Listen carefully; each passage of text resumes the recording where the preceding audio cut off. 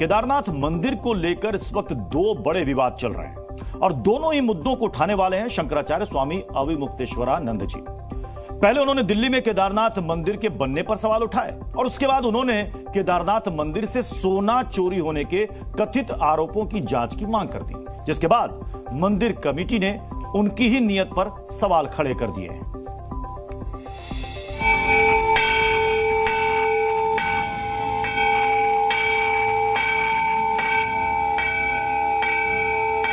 क्या केदारनाथ मंदिर से सोना गायब हुआ? क्या केदारनाथ मंदिर में 228 किलो सोने का घोटाला हुआ? ये सवाल इसलिए अहम है क्योंकि इस मसले को ज्योतिर्मठ के शंकराचार्य स्वामी अविमुक्तेश्वरानंद ने उस वक्त उठाया था जब वो मुंबई में उद्धव ठाकरे के घर उनसे मुलाकात करने पहुंचे थे। बैठक के बाद उन्होंने मीडिया से बात की और आरोप लगाया कि केदारनाथ धाम से 228 किलो सोना गायब है। 228 किलो सोना केदारनाथ से गायब कर दिया गया है। ये कहाँ का नियम है? क्यों नहीं उठाते हो प्रेस वाले इस बात को? आज तक कोई जांच तक नहीं बैठाई गई। 228 किलो सोना का घोटाला केदारनाथ में हो गया। कौन जिम्मेदार है? क्यों इस बारे में जांच नहीं होती है? क्यों भाई इस बारे में निर्णय नहीं होता है? शंकराचार्य आरोप लगा रहे हैं कि मंदिर में सोने की चोरी भक्तों के साथ धोखा है। जांच की जाए, इसके लिए कौन लोग जिम्मेदार हैं? क्यों जनता को भ्रम में डालना चाहते हैं? तो जब वहां पर घोटाला हो गया तो अब आप दिल्ली में केदारनाथ बना लोगे, वहां पर फिर दूसरा घोटाला करोगे। शंकराचार्य के जवाब के बाद केदारनाथ मंदिर समिति ने भी चुप्पी तोड़ी और अविमुक्तेश्वरानंद के दावे पर सवाल खड़े कर दिए। मंदिर समिति ने उनके आरोपों को न सिर्फ दुर्भाग्यपूर्ण बताया बल्कि कांग्रेस के एजेंडे को आगे बढ़ाने का आरोप लगाया।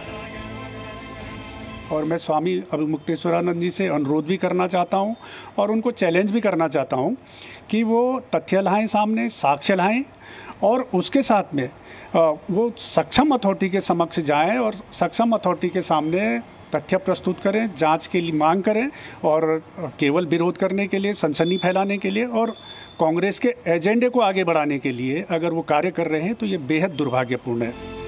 सोना चोरी की खबरों के बीच आपके लिए जानना जरूरी है कि आखिर सोना चोरी का कथित घोटाला है क्या। मामला जून 2023 में तब सामने आया था जब मंदिर के मुख्य पुजारी संतोष त्रिवेदी ने आरोप लगाया था कि मंदिर की दीवारों पर लगे 125 करोड़ रुपए के सोने को पीतल में बदल दिया गया। मंदिर को यह सोना मुंबई के बिजनेसमैन ने दान किया था। मुख्य पुजारी ने मंदिर कमेटी पर गंभीर आरोप लगाए थे, लेकिन कमेटी ने उनके आरोपों को खारिज कर दिया था। मंदिर कमेटी शंकराचार्य के आरोपों को खारिज कर रही है और उन्हें चैलेंज दे रही है कि अगर वो चाहें तो कोर्ट के जरिए जांच करा लें। ऐसे में सवाल ये है कि अगर सच में शंकराचार्य के पास चोरी के पुख्ता प्रमाण हैं तो वो इन्हें सामने क्यों नहीं ला रहे? इस मुद्दे को लेकर मीडिया में बयानबाजी का मतलब क्या है? क्या बयानबाजी के पीछे वाकई कोई सियासी एजेंडा है? ब्यूरो रिपोर्ट, जी मीडिया। और हमारे साथ इस वक्त दो आचार्य और महंत हमारे साथ इस वक्त जुड़ रहे हैं। महंत नवल किशोर दास जी हैं, प्रवक्ता हैं अखाड़ा परिषद के, और साथ ही गोविंद वल्लभ जी हैं जो धर्माचार्य हैं। महंत नवल किशोर दास जी, ये सोना चोरी ये गंभीर आरोप, और वो भी कोई और नहीं बल्कि ज्योतिर्मठ के शंकराचार्य लगा रहे हैं, क्या सच्चाई है? प्रदूष जी, 1 वर्ष पुराना विषय है जिस पर चर्चा चल रही है और वहाँ की कमेटी है, उसके चेयरमैन ने, वहाँ के लोगों ने कहा है कि ऐसा कुछ नहीं हुआ है। वहाँ शंकराचार्य जी के पास जो कहीं ना कहीं अभी शंकराचार्य जी से मान्य भी नहीं है, तो फिर भी चलो उन्होंने कोई प्रश्न उठाया है तो वहाँ कमेटी ने कहा है कि उसका कोई प्रमाण दे चोरी हुई है।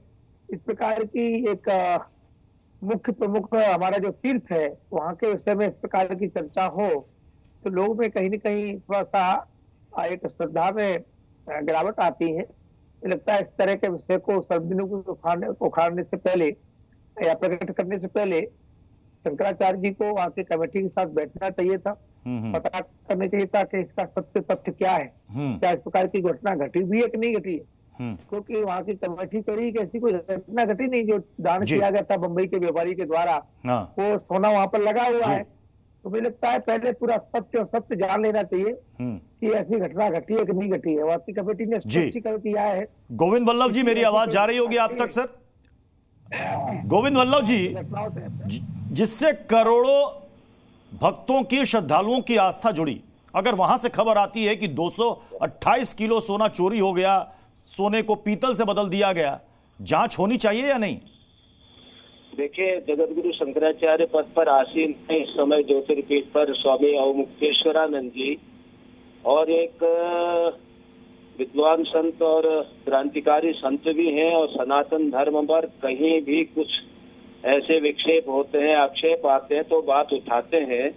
स्वामी नवल किशोर दास जी को मैं जय श्रीमन नारायण कह रहा हूँ, इनका कहना भी ठीक है, लेकिन शंकराचार्य पद पर रहते हुए वो कोई ऐसे अनर्गल बात तो नहीं कर सकते हैं। लेकिन ये भी जरूरी है, उनको कहाँ से सूत्र मिले, क्या मिले, मंदिर समिति के साथ बैठ करके उसका निराकरण बहुत आवश्यक है। और कभी कभी क्या होता है, पूर्ववर्ती सरकारों में भी ये कब से हुआ है, क्योंकि पहले भी यहाँ बहुत ऐसी स्थितियां, पहले भी ऐसी घटनाएं कुछ आई है संज्ञान में, पूर्ववर्ती सरकारों से चलता आया। नहीं, मंदिर समिति का कहना है, गोविंद वल्लभ जी, मंदिर समिति का कहना है कि शंकराचार्य जी का पूरा सम्मान है, लेकिन उनको सुर्खियों में बने रहने की आदत है, इसलिए ऐसे अनर्गल आरोप लगा रहे हैं। आरोप में दम है तो वो कोर्ट चले जाएं।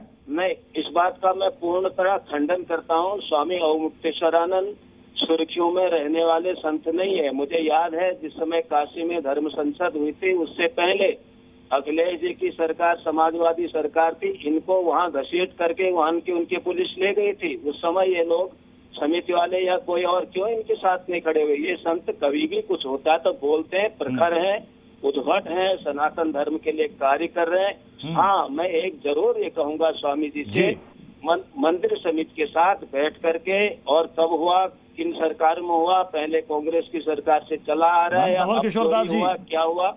गोविंद वल्लभ जी कह रहे हैं कि शंकराचार्य हैं, ऐसे ही अनर्गल आरोप नहीं लगा देंगे वो, इसके पीछे कुछ ना कुछ सच होगा और उसकी जांच होनी चाहिए। नहीं, वाकई कमेटी ने तो चैलेंज किया है। वहाँ के जो चेयरमैन है अजय जी, उन्होंने चैलेंज किया है, और पहले पूरे सम्मान के साथ कहा है कि मैं शंकराचार्य जी का सम्मान करता हूँ और चैलेंज करता हूँ, तो प्रमाण दें, आप तो कोर्ट जाए। मेरा कहना खाली इतना है कि केदारनाथ, बद्रीनाथ ये कोई सामान्य मंदिर नहीं है, ये इसमें करोड़ों हिंदुओं की आस्था है, और इस प्रकार की घटना घटेगी यदि इसमें कोई सत्य है तो नहीं है, और असत्य है तो उससे लोगों की श्रद्धा का दोहन होता है। और ये इतने बड़े पद पर व्यक्ति आसीन कोई है, वो जो कुछ बोले पहले पूरे सत्य के साथ बोले। अब कमेटी करे ऐसा कुछ नहीं हुआ, शंकराचार्य करे ऐसा कुछ हुआ, तो आम जनता क्या करे, कहाँ जाए? तो ऐसी घटनाओं से, ऐसे प्रसंगों से मुझे लगता है जो जन साधारण व्यक्ति है उनके मन में कहीं ना कहीं अकर्मण्यता पैदा होती है। वैसे ही लोग कहीं न कहीं अनिश्चरवादी बन रहे हैं, लोग धार्मिक स्थलों पर जाते पकड़ मनाने जा रहे हैं। इस प्रकार की घटना बैठे कमेटी कह रही तो नहीं घटी होगी, फिर भी कई संदेह तो बैठना चाहिए, आओ स्पष्टीकरण करो, ऐसे कैसी चर्चा चल रही है। शंकराचार्य जी खुद कह सकते हैं, उनको इतना अधिकार है, खुद कह सकते हैं कमेटी वाले को, आओ आपके बात करो, ये क्या घट रहा है। नहीं, वो जो हवाला दे रहे हैं, शंकराचार्य जो हवाला दे रहे हैं, वो दे रहे हैं जून 2023 में केदारनाथ मंदिर के मुख्य पुजारी का। ये कह रहे हैं कि सबसे पहले उन्होंने ही कहा था कि यहां से सोना गायब हो गया है। हाँ, वो पुजारी ने कहा था, पुजारी भी कोई प्रमाण नहीं दे पाए थे। फिर भी मैं कह रहा हूँ, जो जिन स्वामी जी का आप नाम ले रहे हैं, वो स्वामी जी कहीं न कहीं, उनके गुरुदेव भी और ये भी कहीं न कहीं मुख्य धारा से दाएं बाएं हो जाते हैं, उनका स्वभाव रहा है, आप जानते हो। तो मतलब आप कह रहे हैं कि इस तरह के अनर्गल आरोप लगाए जा रहे हैं। अगर लगाए जा रहे हैं तो क्यों लगाए जा रहे हैं, क्यों लगाए जा रहे हैं? नहीं, यही मैं पूछ रहा हूँ कि आपको जब शंकराचार्य आप हो, लोग आपको मानते हैं, तो आप मीडिया में कहीं जरूरत नहीं थी, कमेटी से कहते भी इसका स्पष्टीकरण करो, क्या है ये, ऐसी चर्चा क्यों चल रही है? और कमेटी के लोग स्पष्टीकरण नहीं करते तो दाएं बाएं होते, तो फिर स्वामी जी समाज के आगे बात रख सकते थे। कोई हमने कमेटी के लोगों से पूछा और कमेटी के लोगों को। अच्छा, गोविंद वल्लभ जी, बात बताइए कि ये केदारनाथ मंदिर को लेकर के ही इतना विवाद क्यों हो रहा है? पहले उसकी रेप्लिका को लेकर के विवाद हो रहा है कि बुराड़ी में वो मंदिर क्यों बन रहा है, उस पर एक विवाद, अब सोना चोरी हो गया, नहीं हुआ, इसको लेकर विवाद। मतलब सब कुछ सारे केंद्र में केदारनाथ ही क्यों? मेरे से पूछा आपने? जी, आपसे पूछा है। अनम्यूट कर लीजिए सर। बनाया है ये तो शास्त्र विरुद्ध है। सुनिए, इसका कारण है धाम जहाँ होते हैं भगवान का वही धाम होता है। यहाँ पर एक केदारेश्वर महादेव मंदिर बनाते वो चलता। केदारेश्वर महादेव मंदिर तो बुराड़ी में चल सकता था। केदारनाथ धाम, बद्रीनाथ धाम, रामेश्वरम धाम, ये धाम जहाँ होते हैं वहीं रहते हैं। वहाँ का एक नियम कानून है। वहाँ जो ब्रह्मचारी पुजारी होता है, वहाँ खान पान, रहन सहन, तीर्थ यात्रा, सारा ये केवल लोगों को दिल्ली में घेरने के लिए और ताकि वहाँ जाने वाले लोग यहाँ गिर जाएं। और इस प्रकार धर्म में इस प्रकार से जो बातें हो रही है ठीक नहीं है। हाँ, शिव मंदिर सब जगह बन सकते हैं, भगवान विष्णु के मंदिर बन सकते हैं, राम कृष्णादि मंदिर बन सकते हैं, लेकिन द्वारिका धाम जहाँ है वही रहेगा।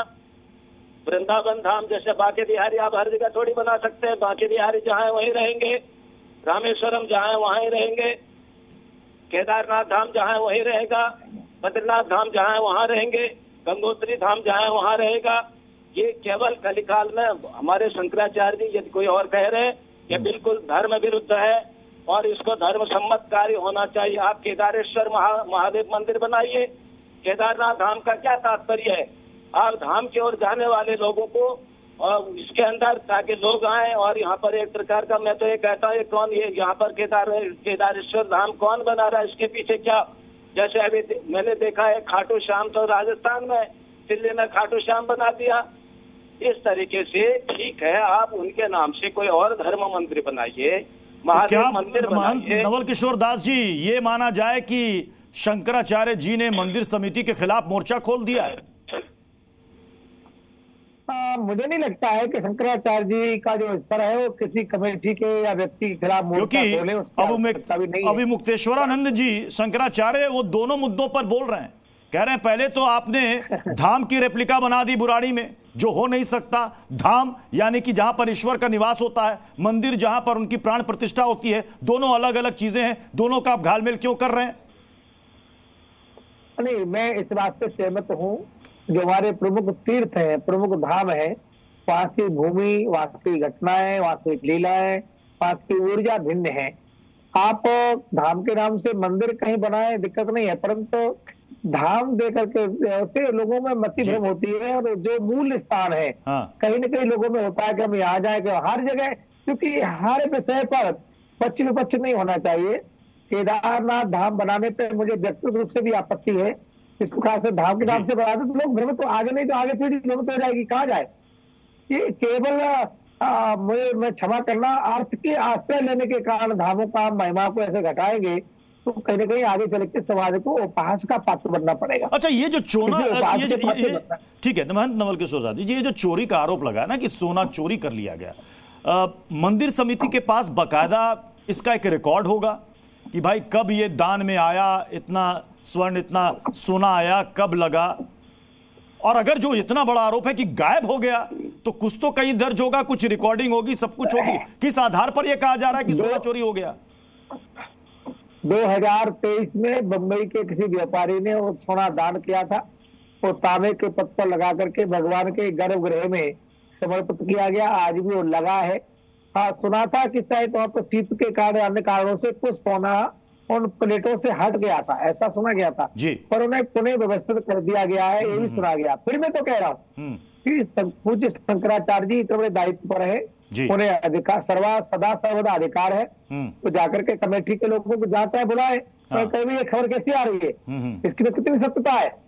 समाज में ये बात जानने से पहले शंकराचार्य जी को कमेटी के लोगों को बुला करके डांट करके कह सकते थे, यदि उनके मन में द्वितीय भावना नहीं है तो फिर कह रहा हूँ ये जो स्वामी जी हैं इनके मन में पूर्व से ही कहीं ना कहीं थोड़ा सा द्वितीय भाव है।